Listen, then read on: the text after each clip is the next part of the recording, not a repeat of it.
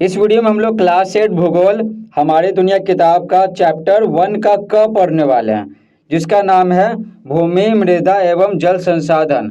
तो इस वीडियो में हम लोग इस चैप्टर के A to Z question answer solve करेंगे। तो चलिए बिना समय गवाए वीडियो को स्टार्ट करते हैं। सही विकल्प को चुनें। तो 4 ऑप्शन दिया हुआ, जिसमें से किसी एक पर टिक मारना है। पहला है पृथ्वी का कितने प्रतिशत भाग पर स्थल है। तो स्थल पूछ रहा है, तो स्थल है 29% पे, ठीक है, 29% पे। और 71% पे क्या है, जल है, ठीक है। अगला सवाल है विश्व में सघन जनसंख्या कहाँ मिलती है, यानी अत्यधिक जनसंख्या कहाँ मिलती है। तो मैदानों में। भारत में भूमि उपयोग संबंधी आंकड़े कौन रखता है। तो भू राजस्व विभाग रखता है। भूमि उपयोग के कुल कितने प्रमुख वर्ग हैं। तो भूमि उपयोग के कुल कितने प्रमुख वर्ग हैं, तो हो जाएगा 5। अगला सवाल है मृदा में कुल कितने स्तर पाए जाते हैं। तो मृदा में 4 स्तर पाए जाते हैं। छठा सवाल समोच्च रेखीय खेती करना किसका उपाय है। तो मृदा अपरदन को रोकने का उपाय है। 7 है रासायनिक दृष्टि से जल किसका संयोजन है। तो देखिए जल का रासायनिक सूत्र होता है H2O, समझे, ये साइंस में पढ़ना है। तो क्या हो गया, हाइड्रोजन और ऑक्सीजन, ठीक है। तो हाइड्रोजन और ऑक्सीजन किस में है, ग में है। हाइड्रोजन एवं ऑक्सीजन का संयोजन है जल। 8वां सवाल है इनमें कौन एक महासागर नहीं है।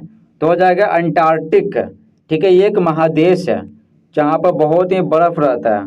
अब देखिए खाली स्थानों को उपयुक्त शब्दों से पूरा करें। पहला सवाल है मृदा में जीवों के सड़े गले अवशेषों को डैश कहा जाता है। तो ह्यूमस कहा जाता है। दूसरा है दक्कन क्षेत्र में डैश मृदा पाई जाती है। तो काली मृदा पाई जाती है। तीसरा है लैटेराइट मृदा का निर्माण डैश प्रक्रिया से होता है। तो निछालन प्रक्रिया से होता है, ठीक है, निछालन। 4 है भूमि एक डैश संसाधन है। तो हो जाएगा प्राकृतिक संसाधन है।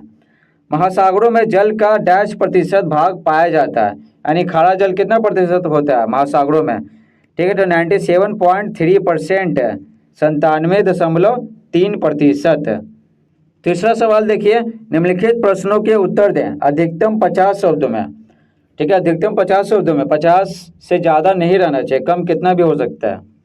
पहला है भूमि उपयोग से आप क्या समझते हैं। तो उत्तर लिखेंगे भूमि का उपयोग हम भिन्न भिन्न कामों में करते हैं। भूमि यानी जमीन, धरती। भूमि पर कृषि कार्य होता है। पहला तो क्या होता है, खेती होता है। इसी पर पेड़ पौधे उगते हैं तथा गांव, शहर, तालाब, सड़क, रेल मार्ग, कारखाना इत्यादि बने होते हैं। सब तो भूमि पर ही बने होते हैं। दूसरा सवाल है मृदा निर्माण में सहायक कारकों का उल्लेख कीजिए। तो पत्थर से, बड़े बड़े चट्टानों से मिट्टी कैसे बनता है। तो कौन सहायता करता है, तो वही कारक का लिखना है नाम। तो उत्तर लिखेंगे मृदा के निर्माण में वहाँ उपस्थित मौलिक चट्टान, चट्टान से ही बनेगा, ठीक है, मिट्टी। तो किस प्रकार का चट्टान है ना, वो निर्धारित करता है कि किस प्रकार का मिट्टी बनेगा। क्षेत्र की जलवायु निर्भर करती है, ठंडा है, गर्म है, क्या है। वनस्पति, सूक्ष्म जीवाणु, क्षेत्र की ऊंचाई, ढाल तथा समय का योगदान होता है, ठीक है, मिट्टी को बनने में काफ़ी समय लगता है। भूमि उपयोग को प्रभावित करने वाले कारकों के नाम लिखिए। तो उत्तर लिखेंगे भूमि उपयोग को प्रभावित करने वाले कारक 2 हैं। कितने, 2। पहला है प्राकृतिक कारक और दूसरा है मानवीय कारक। तो प्राकृतिक कारक जैसे स्थल रूप में भिन्नता, कहीं पर भूमि क्या है, कहीं पर भूमि मैदानी भाग है, कहीं पर पहाड़ी इलाका है, कहीं पर पठार है, कहीं मरुस्थल है, समझे। तो वही बोला गया स्थल रूप में भिन्नता। जाहिर सी बात है मरुस्थल में कम लोग रहेंगे और मैदानी भागों में जहाँ खेती होता है वहाँ ज़्यादा लोग रहेंगे। मृदा की विशेषता, किस प्रकार की मिट्टी है, चिकनी मिट्टी है, ठीक है, जलोढ़ मिट्टी है, लाल मिट्टी है, काली मिट्टी है, किस प्रकार की मिट्टी है। और जलवायु, ये प्राकृतिक कारक हो गया, ठीक है। दूसरा है मानवीय कारक, जैसे जनसंख्या वृद्धि, ठीक है, जहाँ पर ज़्यादा जनसंख्या होगा तो वहाँ पर भूमि उपयोग ज़्यादा होगा। मानवीय आवश्यकता, किस प्रकार की आवश्यकता है, फैक्ट्री की आवश्यकता है तो फैक्ट्री लगाया जाएगा ज़्यादा। जहाँ पर लोग ज़्यादा खेती करते हैं, भोजन ज़्यादा चाहिए, तो वहाँ पर मिट्टी बढ़िया है तो खेती होगा, ठीक है। तो ये सब निर्धारित करते हैं भूमि उपयोग को। चौथा सवाल देखिए ऋतु क्षरण से क्या अभिप्राय है। अभिप्राय यानी मतलब।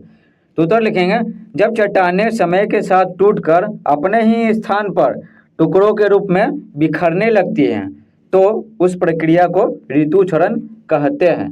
समझे? जैसे बड़ा चट्टान है तो अत्यधिक धूप पड़ेगा, रात में ठंडा होगा, इस तरह से होगा तो ब्रेक हो जाएगा, टूट जाएगा, दरार आ जाएगा। फिर यही प्रक्रिया होते रहेगा तो फिर क्या हो जाएगा, बड़ा जो चट्टान है धीरे धीरे क्या होता है, छोटा टुकड़ा में बदल जाता है, जिसको कहते हैं ऋतु क्षरण। निम्नलिखित प्रश्नों के उत्तर दें अधिकतम 200 शब्द में। तो अधिकतम 200 शब्द में दे सकते हैं, तो इसमें छोटा छोटा आंसर लिखा है आपको। लेकिन पहला भूमि उपयोग क्या है, तो उत्तर लिखेंगे भूमि उपयोग का अर्थ कुल उपलब्ध भूमि का विविध कार्यों में यानी विभिन्न कार्यों में होने वाले उपयोग के आंकड़ों से है कि कहाँ पर भूमि किस चीज़ में यूज हो रहा है, खेती करने में या फैक्ट्री लगाने में, इस तरह से। कहीं वन क्षेत्र अधिक मिलता है तो कहीं शुद्ध बोई गई भूमि का क्षेत्र, तो कहीं पर खेती ज़्यादा होता है और कहीं पर जंगल ज़्यादा है। ठीक है, तो ये हो गया भूमि उपयोग क्या है। आगे है भूमि उपयोग के विभिन्न वर्गों का विस्तार पूर्वक वर्णन कीजिए, यानी पूरी अच्छे से वर्णन करना है। तो आंसर तो बड़ा होगा ही, इसलिए यहाँ पर लिखा हुआ था अधिकतम 200 शब्दों में जवाब देना है। देखिए उत्तर लिखेंगे भूमि उपयोग के वर्ग हैं। पहला है वन क्षेत्र की भूमि, ठीक है, कहीं पर वन ज़्यादा रहता है। कृषि कार्य के लिए अनुपलब्ध भूमि, यानी अनुपलब्ध मतलब क्या, उपलब्ध नहीं है। तो बंजर एवं व्यर्थ भूमि, बहुत सारा भूमि क्या होता है जिसमें खेती नहीं ना होता है तो उसको बंजर कहते हैं। सड़क, मकान, उद्योगों में लगी भूमि, वैसे भूमि जिस पर सड़क बनाया गया, मकान बनाया गया और उद्योग लगाया गया है, यानी फैक्ट्री लगाया गया। पड़ती भूमि, तो पड़ती भूमि भी दो प्रकार का होता है। चालू पड़ती भूमि मतलब जिस भूमि पर एक वर्ष या उससे कम समय से कृषि नहीं की गई हो उसको चालू पड़ती भूमि कहते हैं। और अन्य पड़ती भूमि कहते हैं जिस भूमि पर एक वर्ष से अधिक तथा 5 वर्ष से कम समय से कृषि नहीं की गई हो उसको अन्य पड़ती भूमि कहते हैं। ठीक है, चौथा है अन्य कृषि अयोग्य भूमि। अयोग्य यानी क्या, कृषि नहीं हो सकता। तो स्थायी चारागाह की भूमि, तो यहाँ पर क्या आता है ना, एक खेत है तो इसमें क्या घास उस रोपा जाता है, ठीक है, हमेशा, यानी स्थायी हो गया कि हाँ इस पर घास ही रोपेंगे। और यहाँ पर क्या होता है, पशुपालन होता है तो जानवरों को खिलाया जाता है। पांचवा है शुद्ध बोई गई भूमि, तो इस भूमि पे भी क्या होता है, खेती होता है सिर्फ। ठीक है, दूसरा सवाल देखिए मृदा निर्माण प्रक्रिया को स्पष्ट कीजिए, यानी बड़े बड़े चट्टानों से मिट्टी कैसे बनता है। तो उत्तर लिखेंगे मृदा निर्माण प्रक्रिया में सबसे पहले मौलिक चट्टानें टूटती हैं, यानी बड़ा बड़ा क्या होता है, बड़ा बड़ा जो है ना चट्टान टूटता है। ठीक है, टूटे हुए कणों के और महीन होने की प्रक्रिया अनवरत चलती रहती है। समझे? जैसे बड़ा चट्टान है, आपको बताएं तो बहुत तेज धूप पड़ता है दिन के मौसम में, ठीक है ना, दिन के समय में। तो फिर क्या होता है, फिर रात में ठंडा होता है तो गर्म हो रहा है तो फैल रहा है, रात में ठंडा हो रहा है तो सिकुड़ रहा है। तो फैलने और सिकुड़ने से क्या होता है, इसमें दरार आ जाता है तो टूट जाता है। उसी तरह से क्या होता है, बहुत तेज हवा बहता है तो एक दूसरे से टकराता है। बहुत तेज पानी बारिश के मौसम में या नदियों का पानी तो चट्टानों को बहा कर ले जाता है तो एक दूसरे से टकराते हैं, तो इस तरह से टूटते जाते हैं। समझे? और इसमें क्या, इसमें जो जीव जंतु मरते हैं, पेड़ पौधे मरते हैं तो जीवाणु के द्वारा सराय लाया जाता है, तो वो सब भी क्या होता है, वो सब भी जो पोषक तत्व है इसमें मिल जाता है। इस प्रकार से मिट्टी का निर्माण होता है। तो लिखेंगे उत्तर मृदा निर्माण प्रक्रिया में सबसे पहले मौलिक चट्टानें टूटती हैं। टूटे हुए कणों के और महीन होने की प्रक्रिया अनवरत यानी लगातार चलती रहती है, इसलिए मिट्टी को बनने में ना बहुत समय लग जाता है। हजारों लाखों वर्षों बाद वही चट्टानी टुकड़ा भौतिक, रासायनिक एवं जैविक ऋतु क्षरण से महीन कणों में बदल जाता है जो मृदा कहलाता है। तीसरा देखिए यहाँ पर मृदा अपरदन के कारकों का उल्लेख कर इसके बचाव हेतु उपयुक्त सुझाव दीजिए। तो मृदा अपरदन के कारकों का उल्लेख करना और बचाव के लिए सुझाव भी देना, तब ना उत्तर ज़्यादा बड़ा हो जा रहा है। एक ही सवाल में 2 से 3 को सवाल घुसा दे रहा है। मृदा अपरदन के पहले कारक लिखेंगे किसके कारण हो रहा है, तो उत्तर लिखेंगे वनों की कटाई, पशुचारण, आकस्मिक तेज वर्षा, तेज पवनें, अवैज्ञानिक कृषि पद्धति तथा बाढ़ के प्रभाव से मृदा का अपरदन होता है। मृदा का अपरदन कहते हैं मिट्टी की ऊपरी परत का जो कटाव होता है विभिन्न कारकों के सहायता से, उसको मृदा अपरदन कहते हैं। समझे, मिट्टी की ऊपरी परत का कटना मृदा अपरदन कहलाता है। तो वनों की कटाई, जैसे मिट्टी है तो इस पर पेड़ है ही नहीं, तो पेड़ का जड़ पकड़े रखता है ना, तो कौन पकड़ेगा मिट्टी को? तो बहता पानी और बहता हवा के द्वारा आसानी से मिट्टी की ऊपरी परत का कटाव हो जाता है।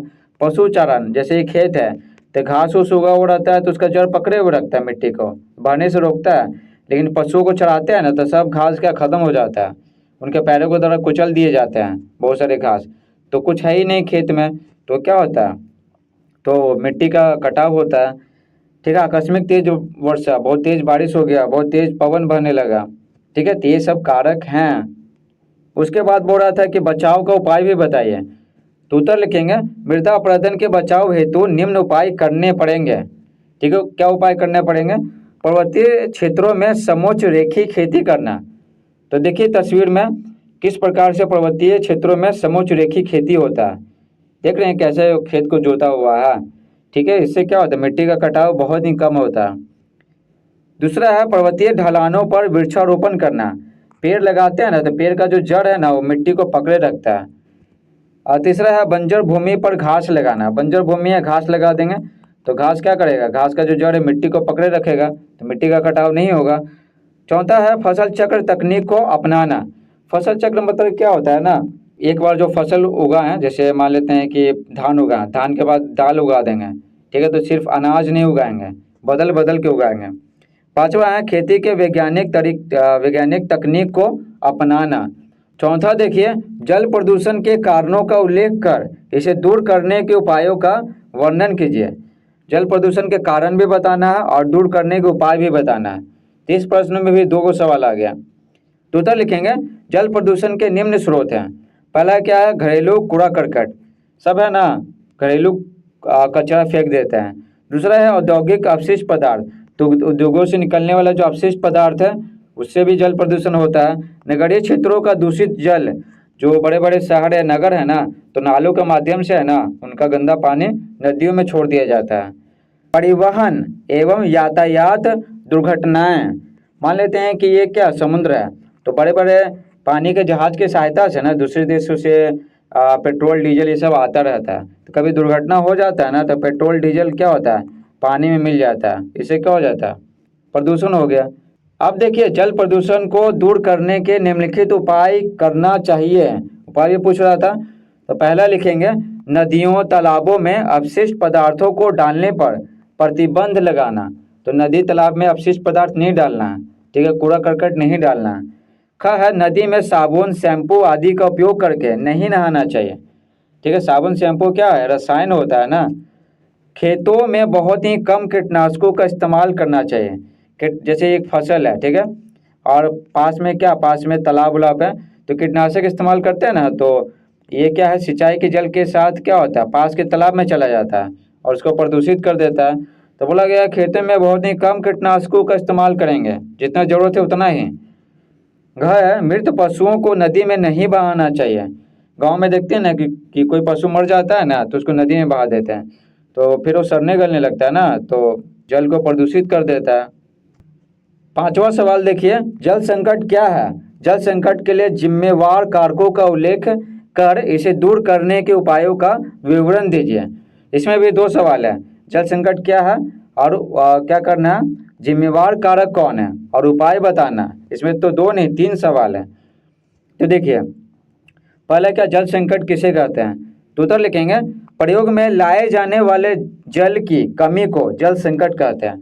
तो हम सभी को क्या स्वच्छ जल चाहिए ना, पीने के लिए, खाना पकाने के लिए। ठीक है, तो वो प्रयोग में लाए जाने वाले जल की कमी को जल संकट कहते हैं। खारा पानी तो बहुत है, समझे। उसके बाद है कि जिम्मेवार कारक कौन है, तो उत्तर लिखेंगे जल संकट के लिए जिम्मेवार कारक निम्न है। पहला है जल का अति दोहन, तो जल का अत्यधिक इस्तेमाल कर रहे हैं। जल का दुरुपयोग, तो जल की बर्बादी भी कर रहे हैं। जल का असमान वितरण, तो देखते हैं कि किसी क्षेत्र में जल है ना, जल है, जल उपलब्ध है, और किसी क्षेत्र में जल उपलब्ध है ही नहीं, जहाँ पर नदी नहीं है, या नदी है तो प्रदूषित हो चुका है, इस तरह से। और जल का प्रदूषित होना ये सबसे बड़ा कारण है, क्योंकि जल बहुत ही ज़्यादा क्या हो गया, प्रदूषित हो गया नदियों का। अब देखिए दूर करने के उपाय क्या हैं, तो उत्तर लिखेंगे जल संकट को दूर करने के निम्नलिखित उपाय हैं। पहला है वर्षा जल संग्रहण की तकनीक है। हमें पता है वर्षा जल जमा करना पड़ेगा और वही वर्षा जल का इस्तेमाल करेंगे खेतों की सिंचाई में। अगर शहर में रह रहे हैं तो उसका क्या करेंगे, पेड़ पौधों को देंगे, गाड़ी धोएंगे, ठीक है, मतलब कहने मतलब पीने और खाना पकाने के अलावा सब कुछ में तो इस्तेमाल कर ही सकते हैं, ठीक है, घर धोने, ये सब कपड़ा धोने, तो पानी क्या होगा, बहुत बचत होगा। दूसरा है छत का वर्षा जल संग्रहित करना, ठीक है, छत पर जो बारिश होता है ना तो उसको भी जमा करना। तीसरा है जल को प्रदूषित होने से बचाना। नदी का जल अगर प्रदूषित नहीं ना रहेगा तो प्योरीफाई होकर नगर निगम के द्वारा पानी घर घर में पहुंचाया जाएगा। 4 है जल के पुनः चक्रण तकनीक को अपनाना। पुनः चक्रण तकनीक को अपनाना, जैसे फैक्ट्री है तो फैक्ट्री में गंदा जल हाँ है ना हो जाता है, तो इसको क्या करना है, इसको शुद्ध करना फिल्टर के द्वारा। 5 है सिंचाई के लिए आधुनिक तकनीकों को अपनाना। जो पारंपरिक तरीके अपनाते हैं ना उससे पानी का बहुत बर्बादी होता है, तो आधुनिक तकनीक को अपनाएंगे सिंचाई के लिए, जैसे बूंद बूंद सिंचाई, उसके बाद है स्प्रिंकलर सिंचाई, समझे। छठा सवाल है भारत में पाई जाने वाली मृदाओं का संक्षिप्त वर्णन कीजिए। तो उत्तर लिखेंगे भारत में जलोढ़, काली, लाल, पीली, लेटेराइट, मरुस्थलीय एवं पर्वतीय मृदा पाई जाती है। उत्तर भारत का विशाल मैदान पूर्णतः जलोढ़ निर्मित है, जो चावल, गेहूं और मक्का के लिए बहुत ही क्या होता है, उपयुक्त है, बहुत ही बढ़िया होता है। जलोढ़ मिट्टी में पता है, जलोढ़ मिट्टी में चावल, गेहूं और मक्का बहुत अच्छे से होता है। तथा काली मृदा कपास की खेती के लिए उपयुक्त है। काली मृदा यानी काली मिट्टी, तो में क्या होता है, जल अवशोषण की क्षमता बहुत ज़्यादा होता है, तो इसमें कपास की खेती बहुत अच्छे से होता है।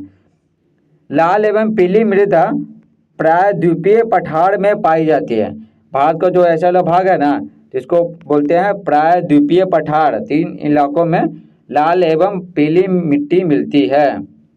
उसके बाद है लेटेराइट केरल, कर्नाटक, तमिलनाडु, ये जो दक्षिण भारत के राज्य हैं तो इन राज्यों में मिलती है। मरुस्थलीय मृदा राजस्थान में मिलती है, सौराष्ट्र और कच्छ में, ये कहाँ, गुजरात में है। और पर्वतीय मृदा पर्वतीय क्षेत्रों में पाई जाती है, जैसे मान लेते हैं कि उत्तराखंड है, समझे, तो वहाँ पर पर्वतीय मृदा मिलती है। इस प्रकार से पूरा चैप्टर समाप्त होता है। आई होप आपको वीडियो पसंद आया होगा, अगर पसंद आया तो वीडियो को लाइक कीजिए, चैनल पर नए तो चैनल को सब्सक्राइब कीजिए। Thanks for watching.